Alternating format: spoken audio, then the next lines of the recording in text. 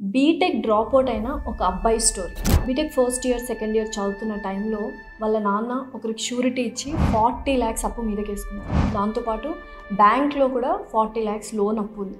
So ఈ పరిస్థితుల్లో మొత్తం 80 lakhs తీర్చాలి అంటే ఇల్లు అమ్మేసుకొని రోడ్డు మీదకి వచ్చాల్సిన పరిస్థితి.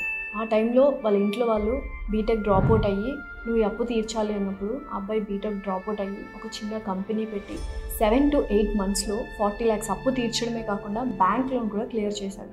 సో ఆ రోజు ఆ అబ్బాయి డిసైడ్ అయ్యాడు, నేను ఎంప్లాయ్మెంట్ ఇవ్వాలి ఒకరికి అని. ఆ టైంలో తనకు టెక్నాలజీ మీద ఉన్న ప్యాషన్తో ఆర్టిఫిషియల్ ఇంటెలిజెన్స్ని నేర్చుకొని ఇప్పుడు ఒక కంపెనీ పెట్టి క్రోర్స్ ఆఫ్ టర్న్ ఓవర్ చేస్తూ ఉన్నాడు. మరి అబ్బాయి సక్సెస్ స్టోరీ ఏంటి, అసలు ఇప్పుడున్న ఎస్పెషల్లీ జెన్జీ కిడ్స్కి ఆర్టిఫిషియల్ ఇంటెలిజెన్స్ కెరియర్ ఆప్షన్స్ ఎలా ఉన్నాయి, ఆపర్చునిటీస్ ఎలా ఉన్నాయి చాలా బ్యూటిఫుల్గా ఎక్స్ప్లెయిన్ చేశాడు.